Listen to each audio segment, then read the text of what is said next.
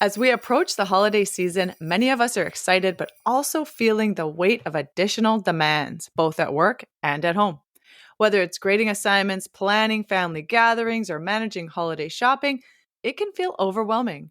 In today's episode, we're going to explore how you can really try to enjoy the holidays without stress or with maybe a little less stress by applying strategies that you already use in the classroom. Strategies like delegation, time management, and setting clear expectations. Let's dive into the well to discover 4 practical ways to keep the holiday season joyful and manageable, both in your personal and professional life. Hi, welcome to the Edgewell Podcast, a show created for, by, and with teachers. I'm Alex. And I'm Chelsea. With over 30 years of combined teaching experience, our goal is to share insights and connect with fellow educators on how to thrive both personally and professionally.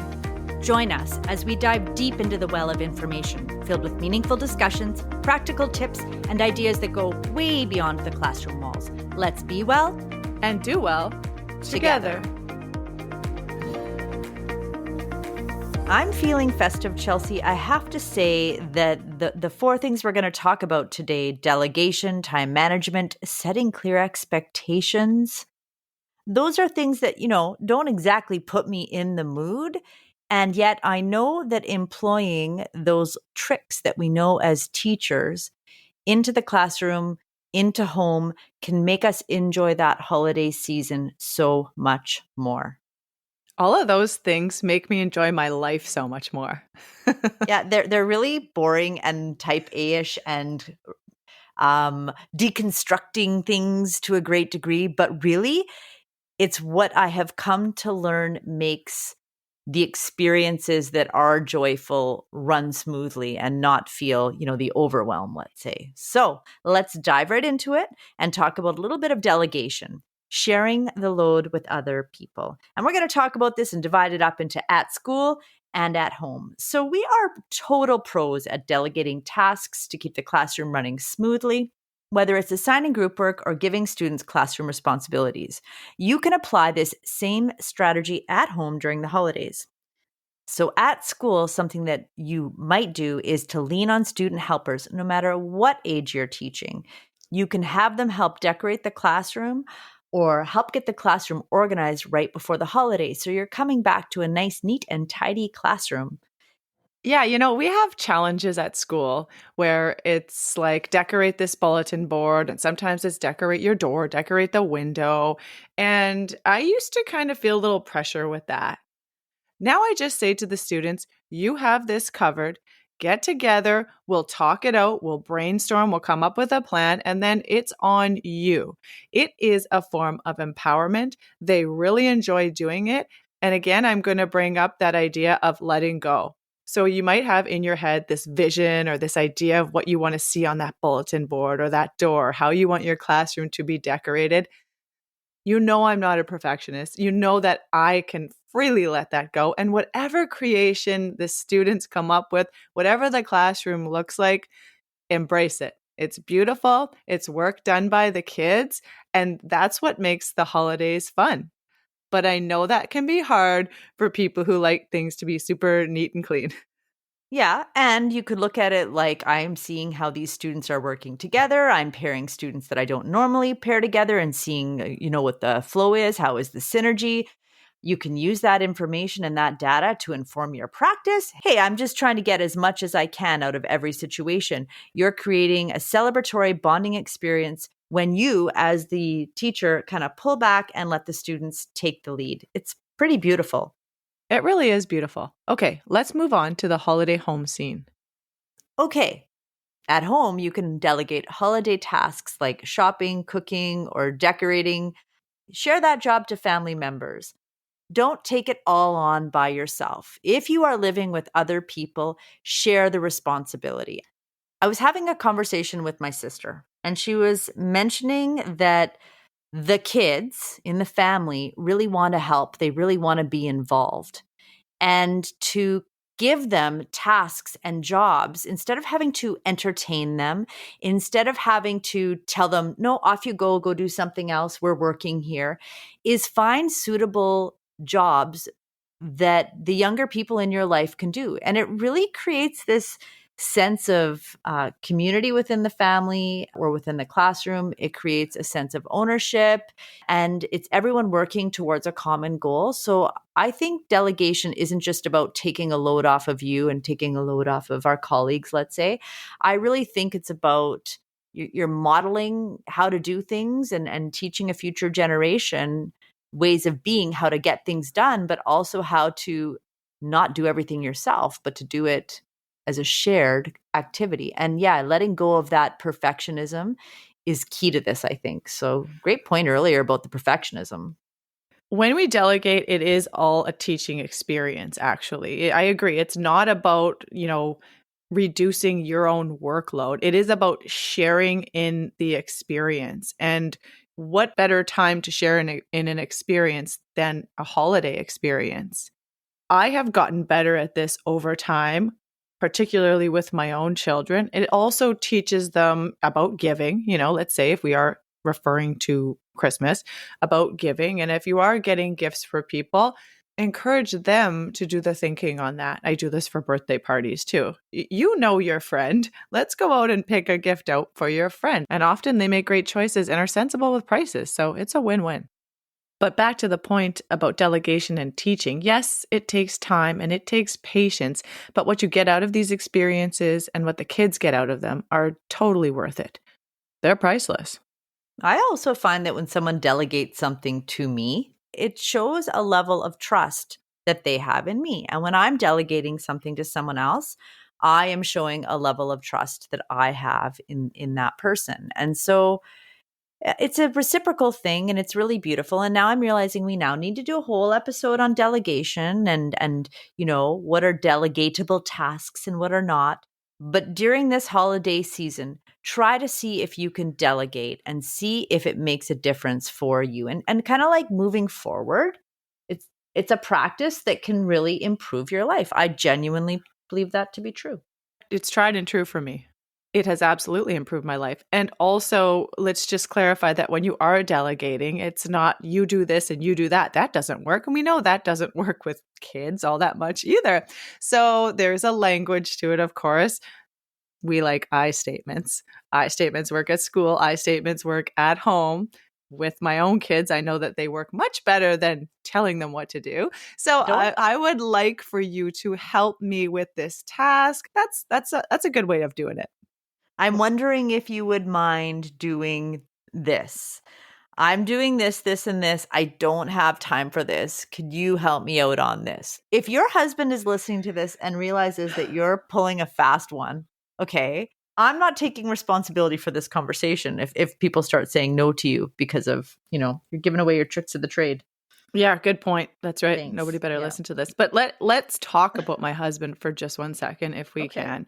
We can. When it comes to gift giving, I found that task tended to fall on me. Mm. Okay, I will be thoughtful and I will go out and buy the gifts that I need to buy in whatever situation it is. But after a few years of doing that, it became exhausting. And I think that can make your holidays, that much more tiring and even that much more difficult. So if the decision in your family is that you are buying gifts for each other, I think that should be a shared responsibility as well, which it is very much so now in my family after some conversation and some empowerment to not just the children in my life, but also the adults. So did that make your life easier once you had that very difficult conversation? Yes, and it's not that I don't like giving gifts. I love giving gifts, but if there's someone who can help with that, it's helping me. I'll tell you what, it's helping the people getting the gifts because this guy gives a good gift. Well, aren't you lucky then? That's lovely. I His am, it's his whole true. family's lucky. Okay, I'm gonna add to that. I'm gonna say something risque, and I want everyone listening who I buy gifts for at Christmas or at birthdays to know that you are loved, and I love buying gifts for you. And my preferred gift experience is non-obligatory gift time. So it's when I'm out shopping and I just see something that screams somebody, or I know it's special and I buy it and I leave it somewhere special for that person to open it, get that experience, whether it's okay, it could be a donut, okay, or it could be Yep. something really, really amazing. Like, but that is my favorite surprise type of gift giving. And I'm going to share a story. When I was probably 8 years old, my mother went shopping and bought both my sister and I strawberry shortcake and I guess huckleberry pie matching jogging suits. And she put them on a hanger on the door of each of our respective rooms. And we got home from school and they were there. And that was like the biggest, most Wow. amazing surprise. And see, why do I even remember that? Because I remember nothing. And yet that memory, it was a surprise. It was special. It was just her thinking of us and giving us something really cute. And that's my preferred mode of gift giving. It really is. And so to me, with the hustle and bustle of the holidays, the joy of giving gets kind of ripped from us because of the busyness and the just really long list of tasks that we've come to expect that we need to do. So, Chelsea, if I can learn anything from what you just said, it's really relooking at the things that are causing you overwhelm. And I'm not the major gift buyer, by the way. And then maybe having those conversations around carving out time and just, well, speaking of time, let's move on to our next topic. Hold on. You're making a good point here. And I just want to add to that before we move on. Not everything has to be a grand gesture. And we mention that a lot. Yeah. It's the Yeah, we little do. things that count. The expectations can be massive during holidays. And let's just ask ourselves, do they really need to be? Not to be a Grinch, but No, but really, I think sometimes it's out of control. It actually, for me, it's out of alignment of the directions that I'm yes, going. When it comes to consumerism, when it comes yes. to minimalism, when it comes to environmentalism, it is so out of step with all of that.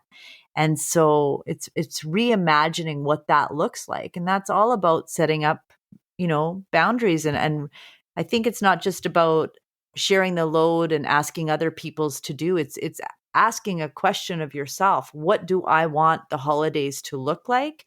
How do I want to be present for my family?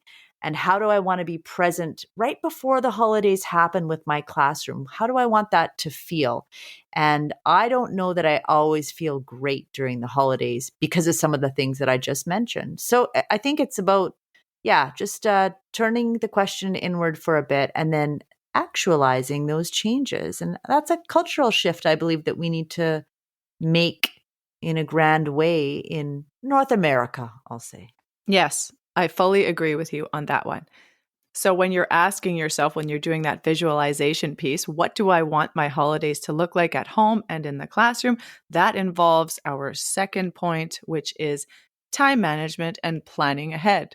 So, as a teacher, you plan lessons well in advance and organize your schedule to maximize efficiency.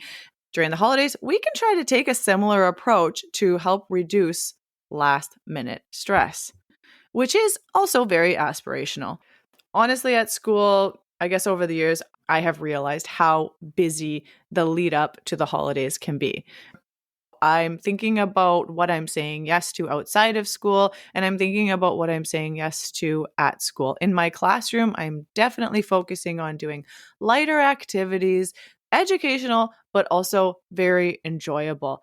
I'm not afraid to have fun in my classroom during that time. And I'm definitely not starting new and laborious projects at that point. I know not to do that. We can save that for the new year when we're all refreshed and ready to go. Well, and January is such a beautiful time to teach. The students all know the routines. You jump right back into things and they're excited to be back and ready to learn. So, as teachers, I think it's really important that we all remember, and I feel like I'm picking on the cubicle people, but we're not in a cubicle alone all day. We are around a hustle and bustle, and that hustle and bustle increases so much during that pre-holiday season.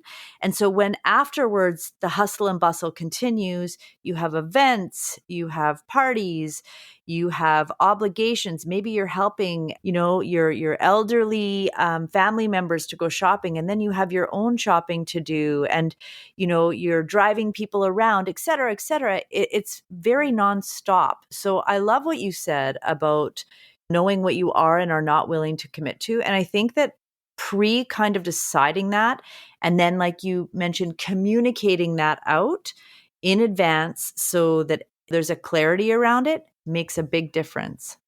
So, speaking of time management and planning ahead, one of the things that I have started doing is, you're going to laugh at me, but when crackers are on major sale, I look at the expiration date and I buy a whole bunch of them and I hide them from my family up in a cupboard. And I kind of end up with a Christmas bag, and then I just haul it all over and have a whole bunch of nibblies that everyone can eat. But I didn't buy it last minute when the prices are driven up, and I'm not having that last minute shop. So that's a way that I have started to employ your far more organized way of using time management and really planning ahead.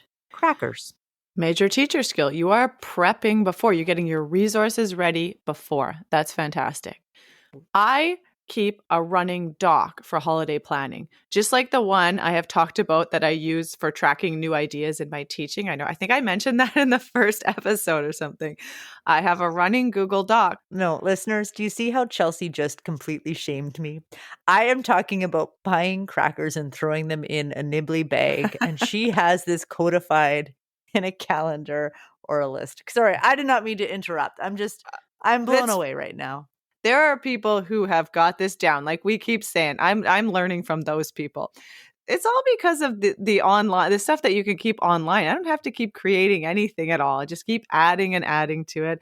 So on the list is anyone that I need to give gifts to, anyone that I need to show appreciation to, tasks that I have to do that are involving the holidays. And it ensures that nothing important slips through the cracks. So this is something that has really helped me just over the last few years, though, Alex. I was not this organized just a few years ago, okay? Well, you are aspirational, and I have to tell you, one day, I'm sure that I'll get there. Okay, let's move on to your specialty then, setting boundaries and communicating, because these are very important parts of the holiday season. So tell me about what you do for boundary setting and communication, Alex. Well, let me just start by saying we need to do a whole episode on boundaries and communication, don't you think? Good thing we're going to do 4 episodes in the new year on this. Yeah, you're giving me a little bit of time to think. Okay, so one of the things that I make sure that I do at school is I ensure that I communicate my availability to students and colleagues. A lot of times with these projects that you were talking about a little bit earlier, there's like, can we stay in at lunch and work on? No, you can't, because I need to eat and drink water and laugh with my friends in the staff room. And I Yes. need to be okay with that. And you'd be surprised how often students accept a no. So I really try to set those limits and carve out that time to remember that I don't have to give up all those moments in the day that are about me refreshing so I can be good at what I do in the classroom. So that's one thing. I like to really at home share all of my holiday plans in advance. If I have a really busy day on a Saturday that's like morning, noon into the night, and I'm going to be unavailable and I don't need more pressures from my family, and that's my family core and then my extended, I will kind of say, I'm really busy this weekend. And so I'll be available next week and I would love to hang out, but there's really nothing that I can do like this weekend. And I just throw that out there. And that way I'm holding space for the event that I'm focusing on, but also to recover from that. And don't get any ideas. Recovery is just like sleep and eating healthy and a little bit of rest. Okay. Yes. Yes. And then another thing that I really am learning from some excellent mentors in my life is around boundaries to do with communication. So, work-life balance. How much, availability are you going to have to still be involved in work while you are on holidays? It's important that you're clear on the fact that you are on vacation, you are on holiday, And work should not be something that is entering into your sphere unless it's something that, you are seeking and looking for, but not bothering someone else and breaking their boundaries to do so, of course.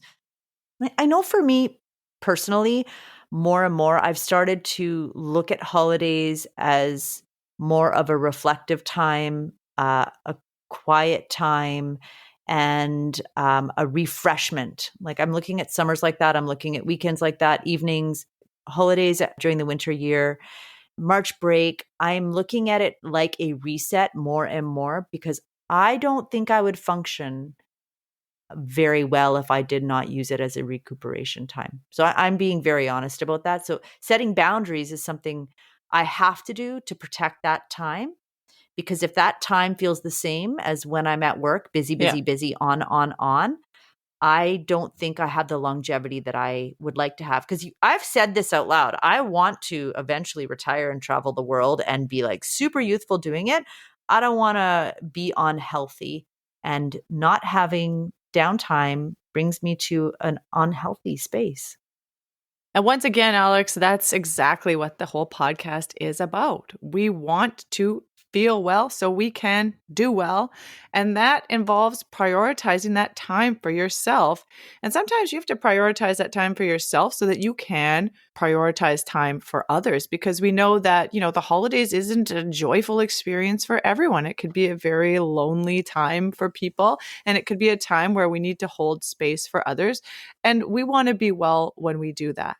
We can often, especially as teachers, put our students first or our families first, but it is a reminder, like you said, to really take care of ourselves as well. Just like we encourage students to take breaks and our colleagues to take breaks and our family to take breaks. It's just so important for us to prioritize this personal time during this very, very busy season. And I do want to add that I don't personally set the bar higher and higher every year when the holidays come around. I think about what really matters during this time off. And of course, one of those things is my family, and it is time at home and peace. Peace really matters to me. And don't forget the fact that the fun feeling that we get after, getting something shiny and new, etc., it's temporary. And again, I'm being a bit of a Grinch again, but this is my opinion. I know what feelings are going to last and what feelings are not going to last. So that's important to me. And I want to teach that to the people in my life.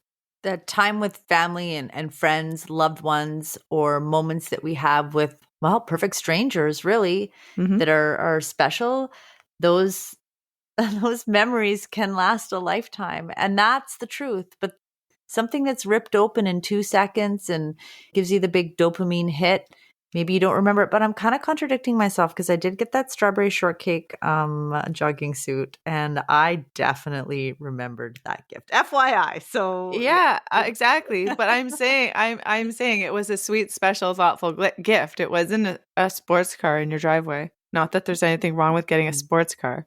do you That's think my fun. do you think my mother would get me a sports car? Do you think that's in the realm of possibility? No, your mom's not getting you a sports car. You can work and get that yourself. Thank you. I love it. That's such a great answer. And everyone should work and get it for themselves if it's their priority. Yes. A whole other episode. My kids would be rolling their eyes at that comment I just made, guaranteed. That's okay. That's okay. Well, you said one thing I want to address, and that is the holidays is not this flashy, fun, awesome time for everyone. And it can be a very challenging time for people who have lost someone, or it can be a challenging time for someone who's feeling lonely or having whatever struggle they may be having. So I hope that if anyone is feeling that way, that they prioritize self-care and whatever that self-care looks like. Because as much as, maybe I need downtime, sometimes people need reach out time too. So whatever your self-care looks like, and we always talk about this, Chelsea, is it what fills your well, what makes you feel good. So whatever that may be, please move towards that. So the big idea here is to make the holiday look how you want and need it to look. And you can do that by using your amazing teacher skills that you have at school and at home.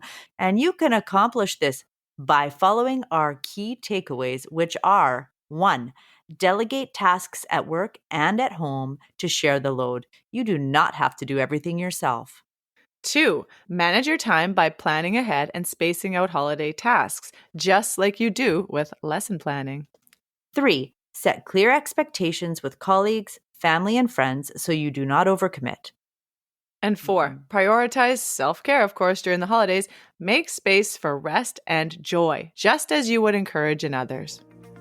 Thanks for tuning into Eduwell. We hope you found these tips helpful. If you have your own strategies for managing holiday stress, we would love to hear from you.